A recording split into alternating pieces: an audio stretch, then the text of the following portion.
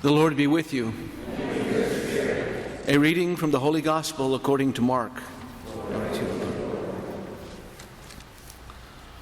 On that day, as evening drew on, Jesus said to his disciples, "Let us cross to the other side." Leaving the crowd, they took Jesus with them in the boat, just as he was, and other boats were with him. A violent squall came up, and waves were breaking over the boat, so that it was already filling up.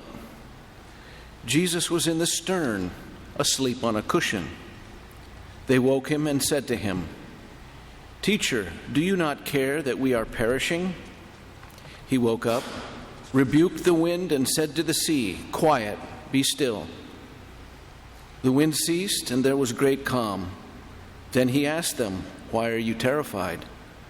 Do you not yet have faith?" They were filled with great awe and said to one another, "Who then is this, whom even the wind and sea obey?" The Gospel of the Lord. Praise to the Lord Jesus Christ.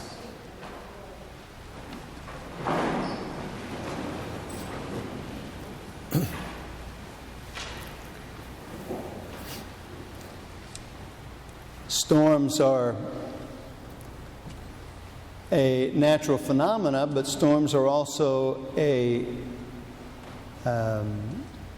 symbol of chaos in our lives. We go through different kinds of storms. We have had storms as tornadoes and thunderstorms and terrible winds and hail that has even harmed members of our community, even harmed our parishes. But we also speak of storms that we go through in our lives in other means: relationship, troubles, sickness, disease, difficulties with family members, and so forth. These also can be kinds of storms. And for us who are believers, there are two kinds of mistakes that we could make in the midst of a storm. We see them in the Gospel. One is to forget who Jesus is. Now, they didn't forget, they didn't know yet. They were still learning who Jesus is at that point in their journey with him. They understood that he was the Lord, the Messiah, but they didn't understand what that meant yet. It took the resurrection for that to really become clear. But they did forget who Jesus was in a sense. They didn't know who Jesus was, and so when this storm comes up, it takes their eye off of him, and they're looking at the wind and the waves, and they become terrified. The other mistake that we can make is to forget that Jesus is with us, to once again allow the difficulty that we're facing to take our eye off of him and to imagine that in some way, how can it be? But in some way, God is not with us. It happens this way. It's a kind of a logic.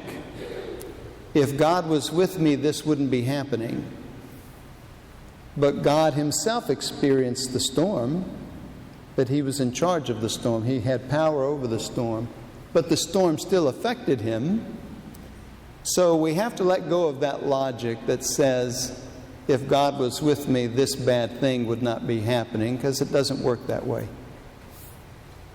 Rather, if we remember in the midst of the storms of our life that Jesus is the Lord and has power over all things, and certainly over chaos, and that Jesus is indisputably always with us, then we will be able to ask in the midst of the storm, I wonder what God is going to do with this.